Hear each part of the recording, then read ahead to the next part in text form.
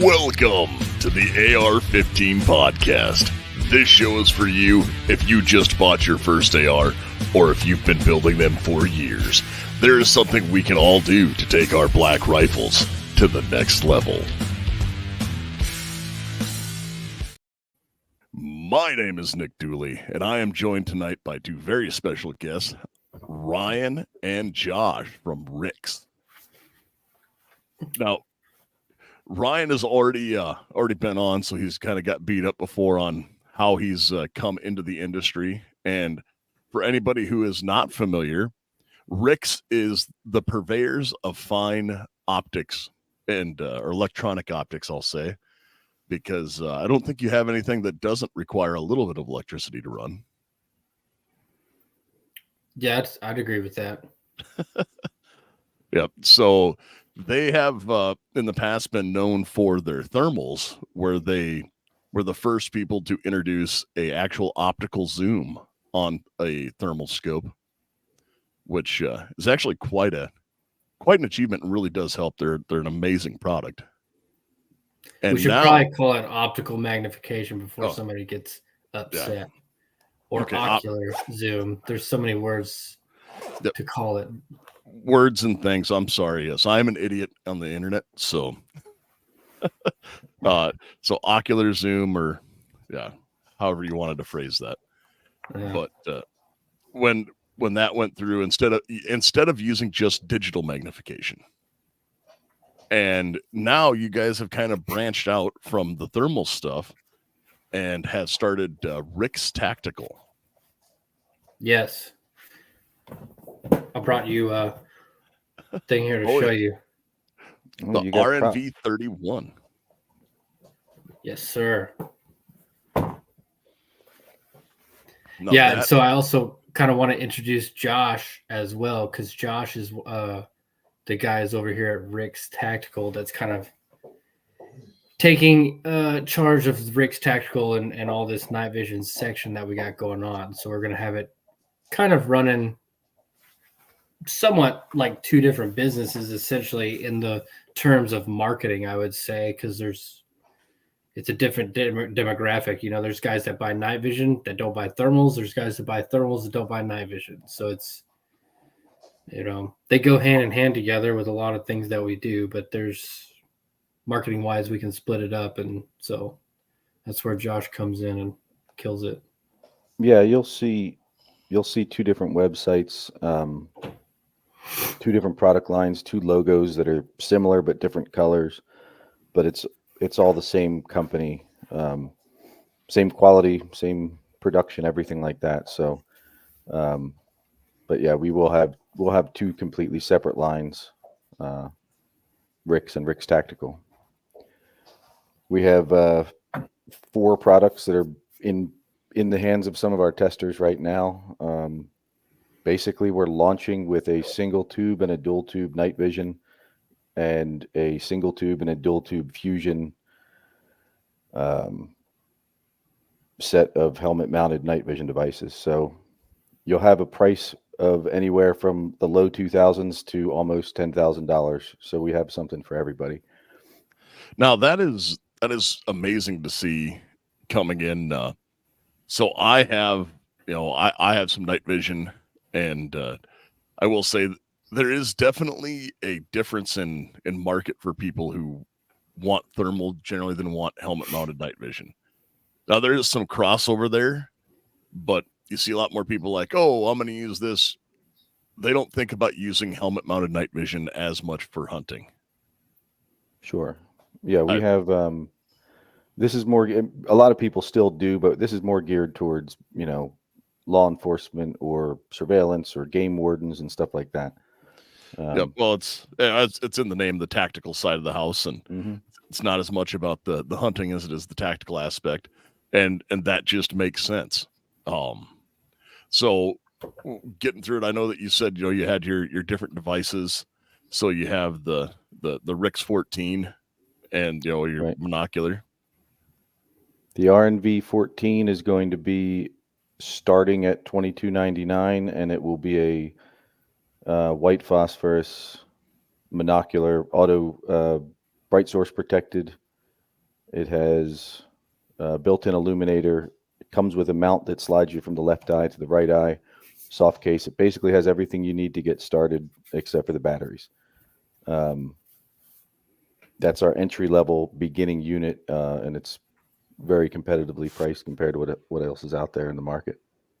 No, that is awesome, and I have long said that night vision is the cheapest superpower that you can buy, and it is in the world we live in. I know I've been asked about it by people that I would have thought that would be asking me about it, just even on the preparedness aspect of like, hey, I want to have this just so I can see in the dark, so I can see what's going on to look around my property and stuff like that, and having an economy version instead of just going straight to the, oh well, you're going to spend $6,000.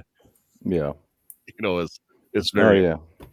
It's I mean, people do spend. That's a whole nother sector of customers when you talk about preparedness for any sort of catastrophe that might occur. Night vision goggles are pretty valuable right now, but they're going to become 1,000 times more valuable if a crisis occurs. So pricing them at this point to where people can actually afford them and it's not a huge, $10,000 plus commitment, it should open the market up to a whole new sector of people that haven't been able to afford it before, or at least the quality stuff that we have. Yeah, and so we'll get into that a little bit more because I think it is going to be important to talk about the night vision and kind of explain some differences and why some of these things cost so much. Because everyone goes, well, why is night vision expensive? And when you go, well, this is analog night vision, and people go, we live in a digital era. Don't I want digital? Like not on night vision. I have a digital night vision camera that takes decent pictures, but I wouldn't want to try and drive with it. No. Which, funny enough. So, Josh, before we get too far into this, would you mind giving us a little bit of your background Sure. and how it is that you came to be where you're at now? Going, all right, this is how I got talking to this guy on his internet radio show. This is the origin story. So I started out prior service military. I was a Marine in the late 90s, and then I switched over to the Army, and I retired from the Army in 2022. So I guess just over 2 years ago. Basically just started as a ordnance technician in the Marines and then switched to infantry in the Army and did a whole array of things until I retired. Ended up establishing a bit of a name as a competitive shooter and a sniper in the military. So transitioned into the industry about halfway through my career, going to SHOT Show, getting sponsorships and being a sponsored shooter. When I retired, it was a pretty natural transition to just stay in the industry and continue to work, as a civilian. So I ended up consulting and pro staffing for a couple companies and ended up settling in at Rix just at the exact time that they had this new product line launching with the night vision goggles. And it seemed to be a pretty natural fit. And I've been here now since just after the beginning of the year.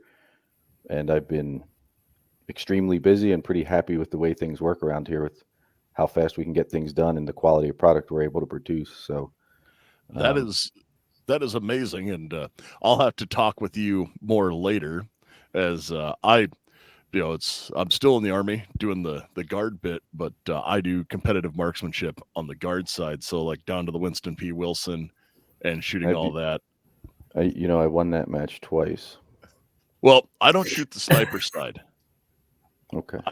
I shoot. So you're shooting against like Noe and those guys, and Yep. I shoot on the EIC side. Okay. Going down to the Mac side. Same world. We dabble in the same worlds. Yeah. Yep. We've been to the same places, but no, that's I actually just got done running our local or our state match here this last week, and we got done with that on Monday. Tag matches? Tag match, yep. Yeah, I got you. Yep, so just got done with our tag match on Monday. But that is enough stuff that nobody else cares about. Right. Yeah. But it Who's Winston P. Wilson anyway? yeah, it's really important to a small group of people. Mm-hmm. Yeah. I'm huge in Japan. Exactly. It's no, really, guys. Like what we're talking about is a really big deal to like 500 people. Dozens of fans. But no. So with military experience and talking about night vision, I've told the story before, and I'm sure you will understand this. The first time I got any real exposure to night vision was in 2003 when we were in Iraq, and they came through our convoy and just handed out like 6 night vision devices. Nice. That's all you need. Put us on blackout drive, and said, "Okay, guys, you have to go 45 miles an hour. Go that way." And my co-driver did not have one, and was like trying to figure out how to read a map, while we were trying to do blackout drive and learn how to use night vision while driving in a convoy. And that was my first time running a PVS-14. I'm sure you can only imagine 1 or 2 ways that could go wrong. Yeah. No prior training, combat environment. Roll those dice, man. What could go wrong? It was an entirely different time. Yeah, I know. But when we're rolling through that was because I remember for a lot of years I almost hated night vision because of those experiences. Like, let me just look around, because so for anyone this is a tidbit for anyone catching up later, almost all of I don't think I've ever seen an analog night vision device that did not have a built-in illuminator. Like, there might be one out there, but I'm not aware of one. But maybe. PVS-14 for sure does. And when you turn it on an extra click, and it turns you turn it all the way on, and the illuminator's on. Well, if you do that inside of a cab, it just glares off the windshield.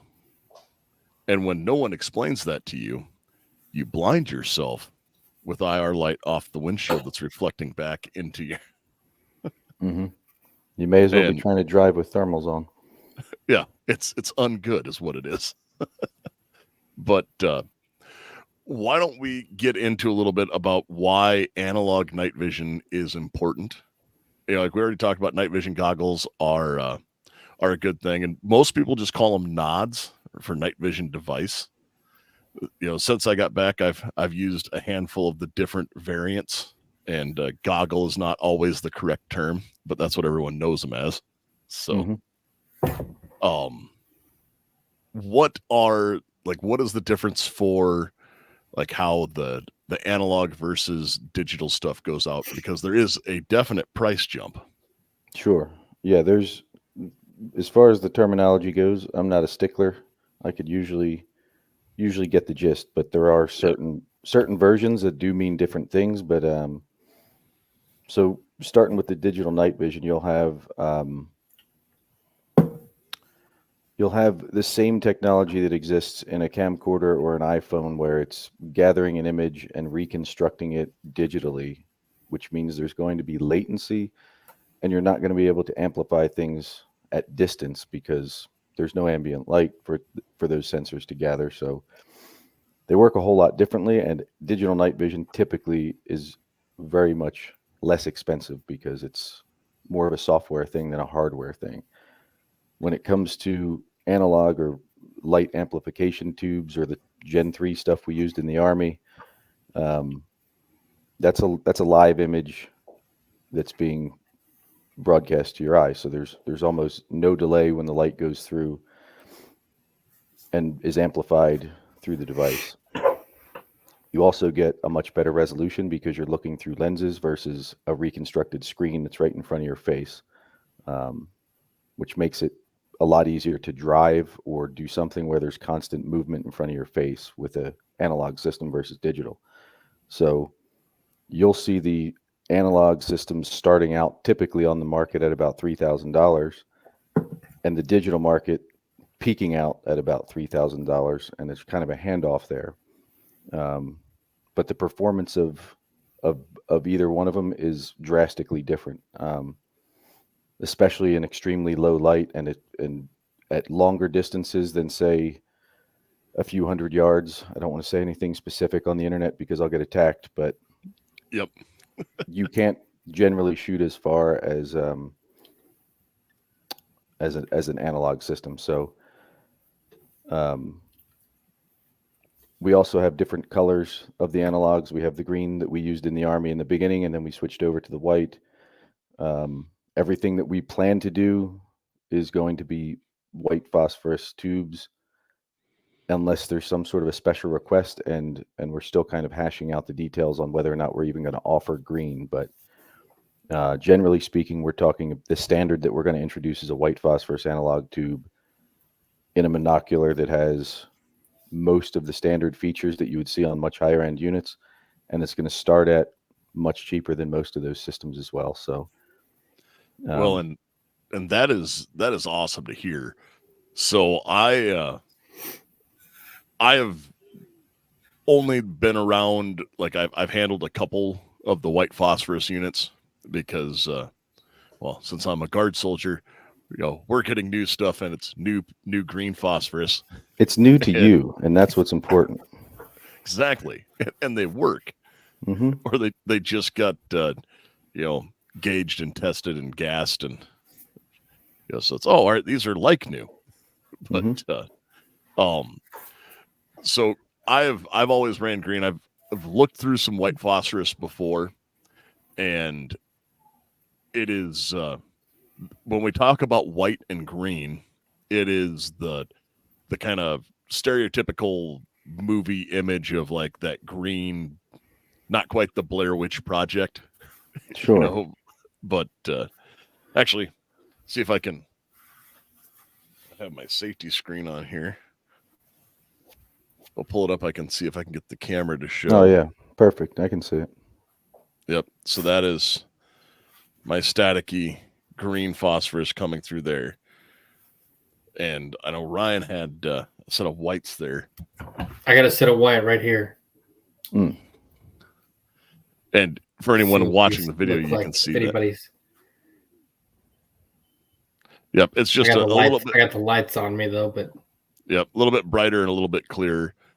So, and it is from what I've always been told is it's the white allows the eye to pick up a little bit more of the or the finer detail. I mean, I can say that most people prefer the color palette of black and white, so they may notice more in one tube to another, but I can't tell you for sure that there's a measurable difference between white and green, because I haven't done any scientific testing myself between the two, but I'm sure I could dig up articles one way or another on which one's better. But the customers and myself, I prefer it. And nobody I've ever talked to says I can't wait to get the white tubes out of these nods and put the green ones back in. So we're just going to start with those. I've never heard that either. So, it's right. I really like these white tubes are cool, but man, if I could go back to greens. Yeah, the good old days. I mean, they can be made to the same ratings. They can be made to the same specifications. And everybody is still going to prefer an equally high quality tube in white, in most cases. So, yep. And I do know that when you're talking about that, you say specifications, and that is one of the things that people can kind of get in the weeds on is specifications for night vision, because especially if you listen to anyone on the internet, you will. They all know better. Yeah, and they start spouting out numbers that mean a lot to them, and then it's like, oh, this one has 1,000 FOM, and you're going, all right, well, that'd be really good if I knew what one of those meant. Yes. But so Yeah. what are some of those numbers that people will parrot and start talking about? Okay, so the only real number in night vision that people talk about is FOM, or figure of merit, I believe is what it stands for. But Is that like internet bucks?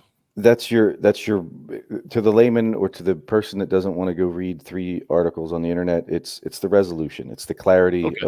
of the screen. So there's a couple things that go into that, and there is a lot of it's a lot of value placed on it because it does greatly affect the price of the tube.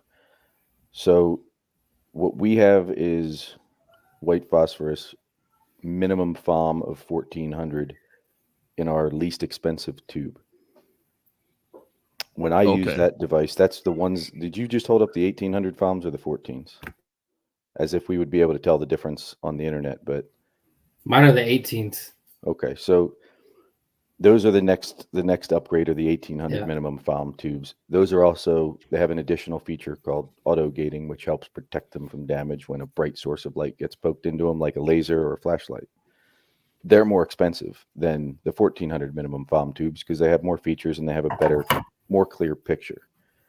What I would very strongly recommend to the general public that's considering purchasing night vision goggles is to put them on your face and look through them. And then tell me if you can tell the difference between a 1400 and a 3000 FOM tube. Most people in most conditions, if you're in the gun store or if you're in an indoor environment with the lens caps on, they're going to look fairly similar. But put them through a little bit of use before you fully get hung up on a FOM rating, because I find with our least expensive tubes, I can still read an eye chart the same way I can in the daytime, and I have pretty poor eyesight. I can still see the animals in most ambient lights. There's really not much of a performance difference until you get into the higher end features and the longer distance performance. So to dig deeper into the weeds, I don't believe that FOM means as much as everyone else thinks it does. But that is the one number that seems to be up in everybody's number one category of the quantification of how good a set of NVGs are. And if you have a higher FOM rating than your buddy's nods, his become garbage and you're the new coolest guy in the group. So everybody tries to get the highest FOM rated tubes. There's a chance you might get something that's not quite as protected or doesn't have the best warranty, and you're going to have the clearest set of nods until somebody accidentally hits you with a headlamp or something like that. So Yeah, and I hope that doesn't answer the question very well, because FOM ratings are not fun to talk about. no, well, and I just knew that we had to kind of mention them because it is it's one of those things where people will call and be like, hey, so what are the numbers on this? What's the specs? And then Yeah. it's so I've spent a lot of time in the silencer world, and I had a guy who's been a dealer forever. He was talking about it because he had someone who did all the internet research, and he pulled up 2 cans and he goes, well, I think I want to go with this one. And he said, all right, I know your use case. You went through. He goes, why do you want to go with this can over this one? I said, well, because according to what you read, this one's 5 decibels closer or quieter. So he clapped his hands twice and he goes, can you tell the difference between those two? Because that was 5 decibels. Sure. And he's going, like that was the easiest way to explain it, is when you get into like measuring some of that stuff. Sure. And decibel ratings on a silencer, it's a very apt comparison. I did the same thing, 1 decibel louder to the ear and the tone and everything else. What I realized when I was doing all this research is that I had never owned a silencer and I had never actually shot one on my own gun. But I had done about 10,000 hours of internet research, and I made my decisions based on that. In the same way, people would look at that rating and really get hung up on it before they actually establish a baseline of what they need. I mean, FOM rating is important. It is a measure of clarity, but I don't think It's not the end all be all. it really, it's not the end all be all. And it's also it's an almost unnoticeable thing between our least, we have tubes from all different manufacturers that we have access to. So if I look at the lowest rated green tube that I have access to and the highest rated white tube that I have access to from two different manufacturers, there's a huge difference there. But once you get up to a certain rating, everything really becomes preference and budget at that point, or what features do you really need? Are you wearing these night vision goggles to protect other people? Are you a law enforcement officer or search and rescue? If your life depends on it or somebody else does, you probably would steer more towards the ones that Ryan showed earlier, the 1800 FOM, auto gated, full features. There's never anything that's going to go wrong with them. Even if they get beamed with a high power laser or a surefire flashlight at point blank, they're still going to run. They're still going to work. For roughly a few $1,000s less, you can get the 1400 plus FOM tubes. They're still bright source protected. They're still going to be insulated from all kinds of damage, but they're not auto gated and they're a slightly lower FOM rating. So you're going to pay almost $1,000 more per tube when you get into these higher end tubes. And when you look at them, for most users, there's not really going to be that much of a difference between them performance wise, unless you really hit that rev limiter and you're putting these things through a lot of hard use, which, I mean, we put them through some pretty hard use over the last couple of days. Well, and that's understandable. And now, one of the other terms that you talked about with like saving them or getting flashed with a light, or, you know, it's if you've been out in the country and have seen some of these things happening where it's like, oh, hey, you know, we're out here hunting or looking around or, you know, doing whatever it is that you're doing. And all of a sudden somebody comes up and, like you said, with the flashlight or a set of headlights turns on and, oh, bam, you know, you get that flash of white light on you. It's not like the movies where you scream and it blinds you. No, anymore. No, that's a lot of things would have to go wrong for that to be the case. So the standard on everything we have is called bright source protection. And if you look at the front of a unit, you'll see a little circle where the IR illuminator is. You'll see another one that looks just like it that has a little photo sensor, a brightness sensor inside of it. If that thing is sensing that there's too much ambient light or that there is an extremely bright source like headlights or headlamp or laser, that's going to regulate the power that gets put through your tube so that it doesn't get damaged, it doesn't get broken or burned out, or you get a burn-in spot or something like that. It just automatically lowers the intensification. So it protects your tube from you bringing it out of the box and accidentally taking the lens cap off in your kitchen, and then you got to take it back and exercise our sweet warranty program. Yep. Well, and that is, you know, so I know that we spent about the last, you know, half hour, 10, 15 minutes talking about some of the things on that and auto gating and how that works. But even stuff that is not auto gated still has a little bit of protection to it, doesn't it? Sure, it does. And it's mainly due to the fact that the auto gating is going to keep you with a very stable and controlled image during that bright source or that bright light exposure, so that if it's a tactical situation and you need to have them, you know, perfectly focused and ready, they'll stay that way, essentially. Yep. If so you just have bright source protection, which is standard on everything, but not auto gating, you'll see that in the same condition, you'll just see your image dim and kind of shutter away a little bit more without keeping the bright and colorful image. So as soon as the bright source is gone, you're right back up and running, which again, if you're at a campsite or you're hunting and somebody hits you with something and it just dims your image out for a little bit, you're going to be fine. But if you just threw a flashbang through a door and then the bad guy throws a surefire light in your face, you can't call a timeout. So No, that is very fair to say. I know that like I had mine out when they had the big Aurora Borealis Northern Lights stuff, and went out and we're looking at those out in the country, with that happening, so you could actually look through. And I mean, it wasn't nearly as impressive as it was through the phone cameras, because even like I never saw anything that came out quite like the phone cameras images did. But it's not like them blowing up the moon to be bigger or anything like that. Oh yeah, the fake moon.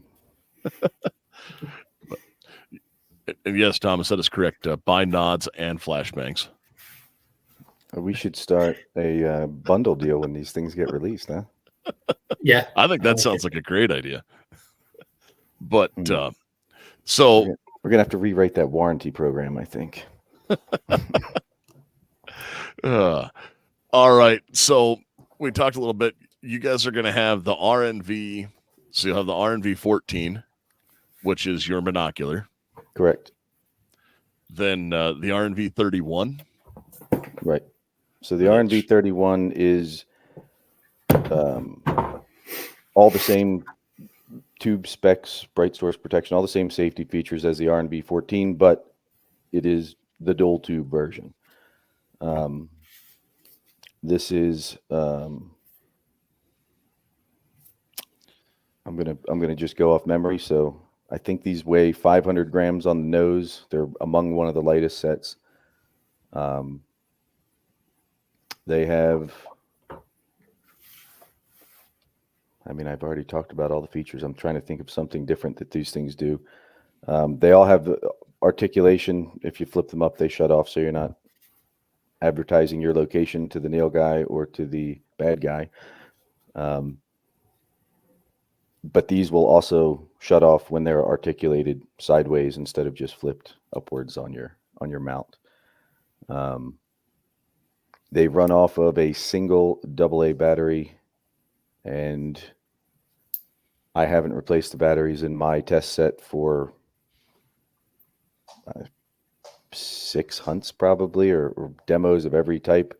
I haven't ran the batteries dead in usually many uses, but if you just left them on constantly, depending on the type of battery and how many milliamps it is and all that, you'd get about 8 to 10 hours of just turning them on and driving or whatever you're going to do. Mowing your lawn. I can't imagine driving for 8 to 10 hours under nods. That just sounds terrible. But yeah, I know there's people who do it. Just going, and especially with the single tube. Yeah, but it's helped the IR headlights and all the other stuff to get you the long distance. But I mean, we had them out last night. There was a reasonable. It wasn't 0% illumination, but it was reasonably dark, and I didn't need an IR. I did not need an IR illuminator to see animals. 5, 6, 7. We were detecting out to 12, 1300 with our thermals, and then I could usually see them just with my helmet mounted R&B 31s. And if I needed to reach out any further, I could hit them with my illuminator. But yep. Now, I know that we're after we get talking about those. So you have the R&V 31, and those obviously come with a dovetail mount ready to go in. Yep. G24 mount. Yep. I was gonna say, it looks like pretty much any more the standard for everything that isn't the Rhino mount. That was that hot garbage the Army uses. But because everyone knows military grade means good. Yeah. It's the best stuff. Yeah, that's sure. It's stuff. Josh is just going, I'm going to be quiet so I don't get yelled at later. I work for the government and I'm here to help. That's the most dangerous phrase in the English language. But no, it's so as you go through, so obviously those are going G24 mount. And is that the same mount that the 14s use as well? Yeah, so the 14s come with an arm mount that has a G24 plate, and it also has a button you push that, similar to the way the Rhino mount would work with the barrel articulation on a Wilcox. Yep. It basically has one of those on the front you push, and you can swing from left eye to right eye.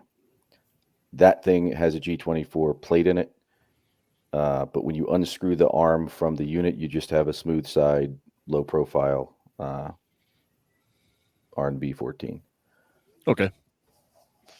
No, so that works. And then as we talk about those two, because that's kind of the base model, and then moving up to the mid tier. Now, you guys also have the Fusion as well, right? Yes. So if you see the product line that says RNV, that's Rix Night Vision. RENV is Rix Enhanced Night Vision. We have the monocular and the binocular. So we have the RENV Mike and the RENV Bravo. Single tube and dual tube Fusion set. So those come with the same tube options as everything else because we use the standard tube size. They also have a 640 core, 12 micron, 50 hertz processor thermal imager built into them that will give you the overlay on your right eye in thermal outline mode, full thermal mode. There's all the different features. Those are all controllable on the unit itself or in the Bluetooth remote that is included that you can have in your pocket or stuck to your rifle. So all those features are controllable from anywhere, and yeah, those are the Fusion binos and monos. So Fusion, for anybody who didn't quite catch that or understand what we were talking about, that has a thermal sensor, so it is not just night vision, but it's also not like predator vision either. It's I've seen it post.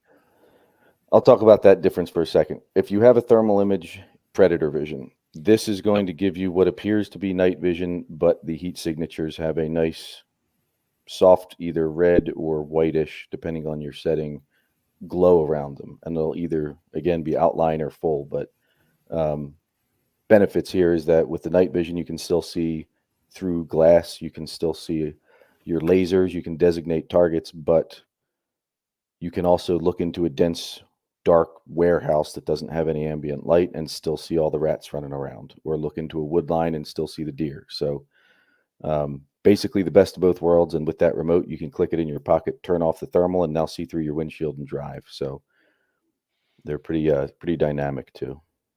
Yeah. And that is actually, that's one thing that if I read one thing to say, I know no one ever reads owner's manuals, but it's, if I have something that I have more customers ask me about, and I should have said this earlier, if I could get you guys to print something on the box for a thermal optic, it's thermal doesn't work through glass.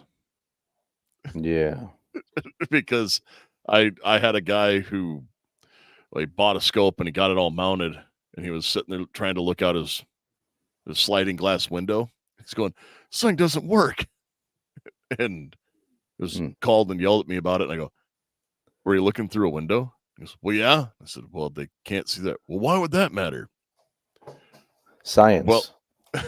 Well, because for reasons of magic that I don't understand. Okay, just go outside, touch grass, then do it. But that's just one of those little things where, like you say, looking through glass, the thermal, it does not work, and it has to do with like how it reads because of radiation or something. I don't know. And yeah, science. Just say science. Science and stuff. That works. I like that. Science. Yeah, like nerd stuff. But when you go through and look at, you have that, and then you have your high end, both a thermal fusion, which I have gotten a chance to look through some of the thermal fusion stuff in the past. I know that, I think, Ryan, you had a set at GunCon last year, like an early prototype. Something similar to what we have. Yeah, like an early prototype, and it was neat looking through them. I was like, oh man, what's that cost? And then he said the price tag, and I went, okay, never mind. And because when you start talking about fusion, that's when things start to get expensive. But I mean, there's a market for them out there. I'm sure there is. Market, there's some pretty fun stuff to play with. Oh, 100%. And, having that, and there is, so all the things that we've been talking about tonight with these guys have been for helmet mounted night vision. Mhm. Now, is there any of this, just because I know people will ask, can you use any of this as a clip-on to put like in place of your, or, to put it in front of an optic or a red dot, or behind, in front of or behind a red dot? We have tested them. I ran it last night, actually, the R&B 31s behind my spotting scope. There's a coupling link that you can buy from another company that'll link it together, and basically you have your night vision tube behind the glass that you would look through in the daytime. In that function, it works extremely well, especially when you use it with an IR illuminator of some sort, whether it's a PEC 15 style or a Coyote cannon. So they do work through glass, through traditional glass, but recoil rating is another thing. And right now, for the public consumption, I'm going to tell you that they're not recoil rated. So if you do that, you're probably going to break them. Well, that's fair. Even the ability to look through a spotting scope is actually fairly huge. Sure. Just because that's a great thing. And I was wondering if you could mount them or do a mount on the rifle, because I've seen that done with other things before, because you could mount them to it just like a VZ grip. And the unique feature of VZ grips is they're machined from a solid block of G10, and G10 is great because it's durable and doesn't get slippery when covered with mud, blood, or sweat. 17-degree grip angle and a wide variety of textures from mild to extreme, as well as color options available. 1911 grips with extreme customizability, standard slim palm swells, thumb notches, safety cuts, bottom profiles, and more. More than 25 textures and 27 colors are available. And this coupon code is good for 15% off all handgun and rifle grips, and that code is AR-15 podcast. So sorry, I had to slip that one in. I blacked out for a second. What happened? That's okay. We just had our capitalism break. And, sure, yeah. You were saying, though, about having the ability to look through a spotting scope. Okay, yeah. So it works well. I can't encourage anybody to try to buy the military pick rail mount for a PVS 14, screw it into one of ours, and then run it behind your ACOG. That is not what we would consider authorized behavior, because that's why we don't sell you a helmet or a weapon mounted thing. And I'm going to say that yet. And when I get a little bit more testing done, or if we can figure out a way to make that happen, or if we decide that they're already capable of doing that, and then I can just add that as a feature. It may come down the pipe in the future, but as right now, we're not going to tell anybody to mount these in front of or behind or anything that recoils, as far as the night vision goes. Hey, and that works, and that makes a lot of sense. Again, I'm still stuck on spotting scopes and going, hey, now that would be kind of awesome to have set up where you could actually go through and look and read. Sure. Or, well, not read, but be able to look through and use your spotting scope in conjunction with other stuff. It's similar to the old PVS 30 mounts for Mark IV spotting scope in performance. Okay. It works differently because it's behind the scope instead of in front of the scope, so there's a little bit different light transmission and everything else. So you do kind of need a good IR illuminator to make it worth your while, because you're seeing an image that's really far away, and you're also collecting that light through the lens of the spotting scope and then putting it through the night vision device.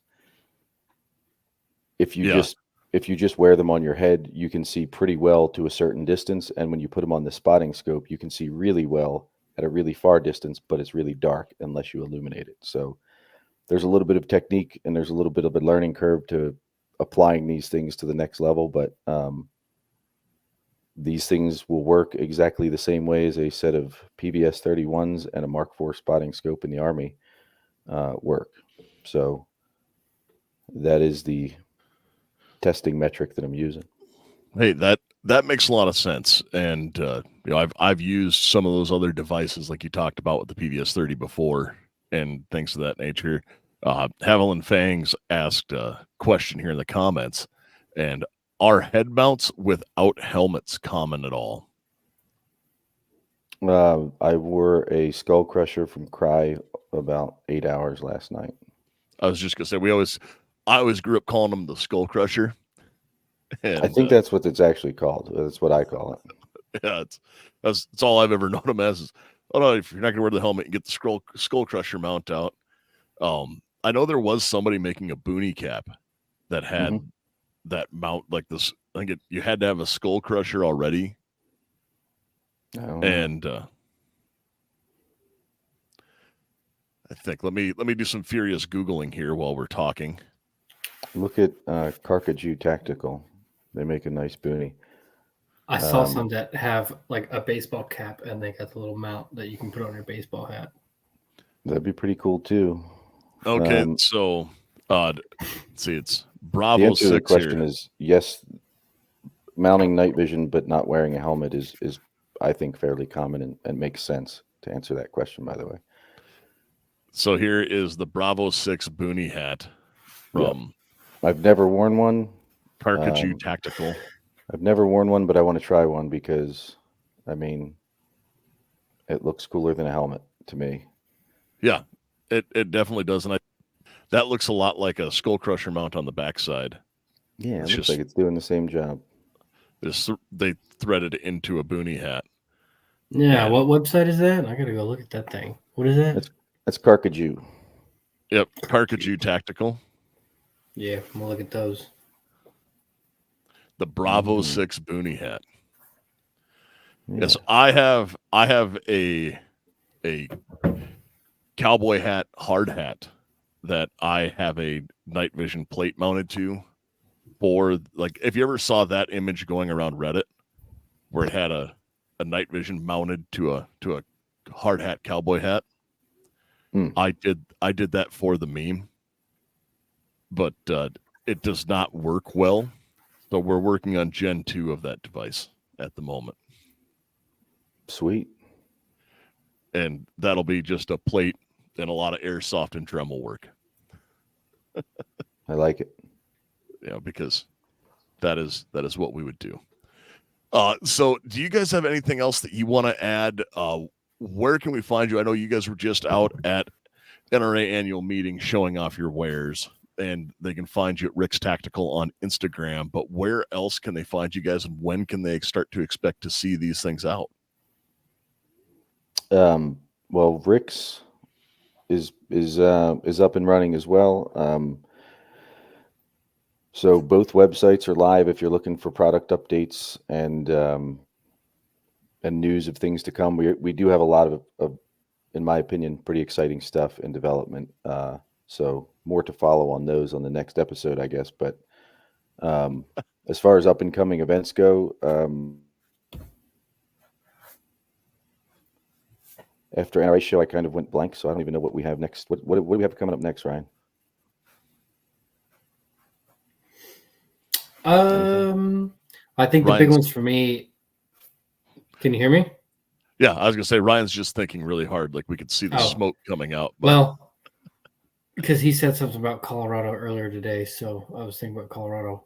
Oh, but, yeah, we do have that. See, here we go. Potentially, are we going? Do we know? I don't know. What's in July? Nobody knows. I just learned of it today, so I don't want to announce it. If I don't get to go, I'll be sad. But I know the next one that we will for sure be in is all the Hunters Extravaganzas in August. So that's Houston, Fort Worth, and San Antonio. Then September, we'll be up at TriggerCon. Y'all going to TriggerCon this year? We probably won't.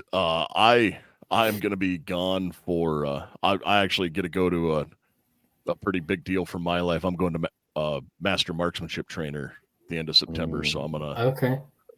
Which the Army isn't really good at teaching marksmanship, but. Hey, yeah, they did a fine job on me. No, it's as I said, they're not always. I learned how to shoot in the Marines. Well, it's Oh, I have a lot of training scars that I get to deal with working with units. Mm. Because if I ever meet the guy who said just lollipop CCOs, we're gonna have about Yeah, I a mean, half hour that's science too, man. Yeah, it's and you don't need to zero this thing. Just slave it to your iron sights and make electronically enhanced iron sights. Why would you want to use this optic as a thing? Mhm. why not? But How many clicks on my front sight post do I need to do when I have my ACOG on my gun? yeah, I've seen it in real life. I've been asked those questions, Mhm. and you go, oh. That's I not was how just any of this doing works. But I'm looking forward to a master marksmanship trainer and getting a chance to do that. Go down and hang out with the AMU and learn some Yeah. stuff. So, Well, since you're going to miss us there at TriggerCon, we'll be there. That's in Wichita, Kansas in September. I Yep. think it's like the last weekend. It's like the 27th through the 29th or something. October, November, I don't know if we got any shows going on, but I definitely want to try to go back to Alaska and try to shoot a caribou or something. I don't know. Yes. Oh yeah, we have. We're going to be up at Barris Optics Team Challenge. I want to say July 20th to 23rd. And I also want to say Casper, Wyoming is the location of that. But that sounds right. does sound right. Yeah. We're going to be shooting It's that.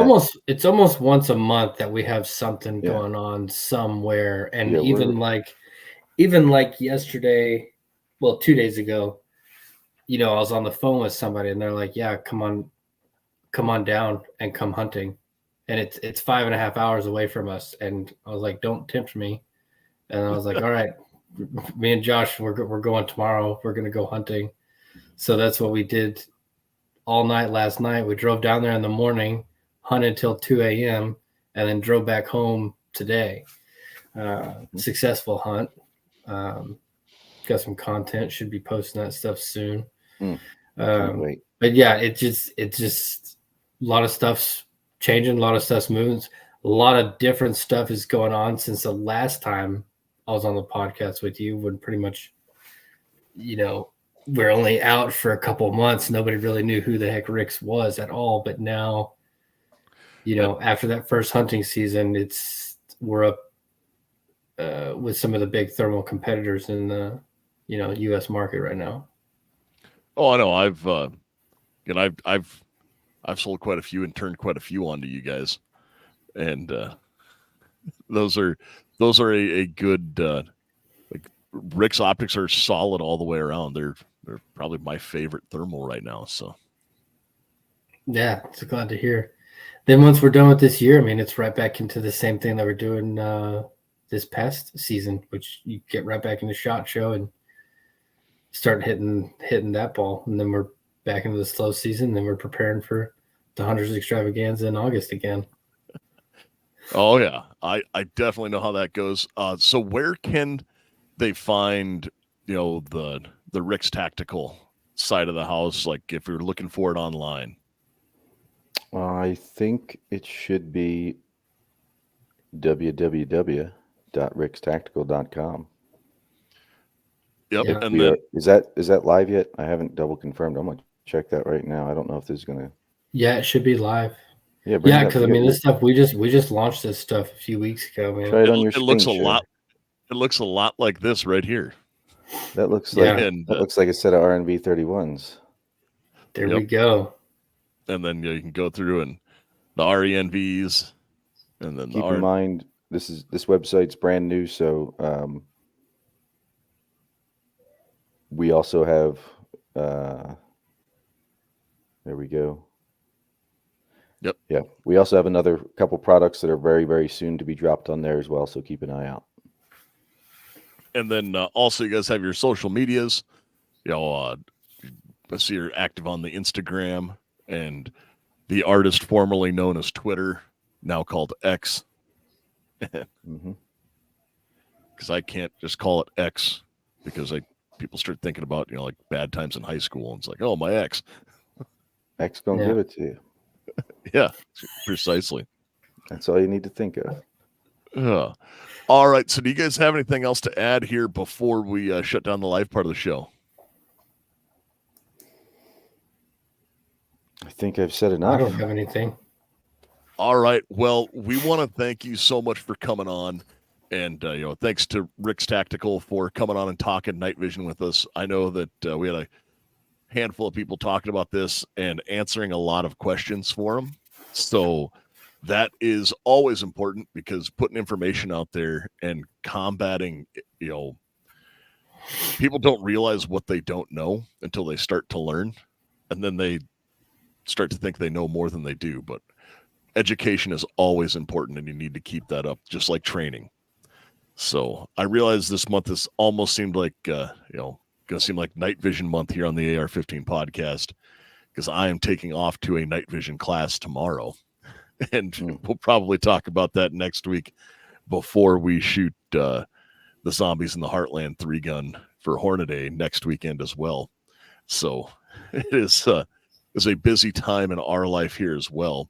But we couldn't do it without some of our good friends like Patriot Patch Company and patriotpatch.co. If you need morale patches, they do make the best mouse pads in the world.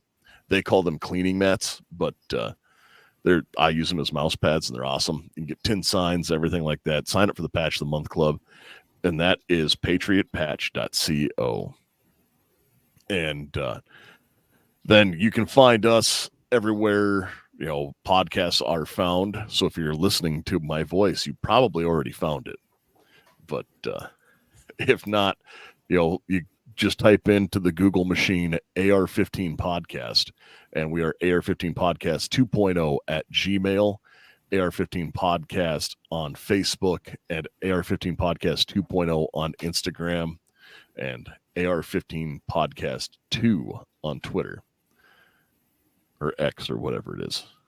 So Go and give it to you. Yep. And all right, so if you guys want to hang out for just a second, we'll sign off here, and I will talk to you guys. But with that, you folks out there, stay safe and stay armed.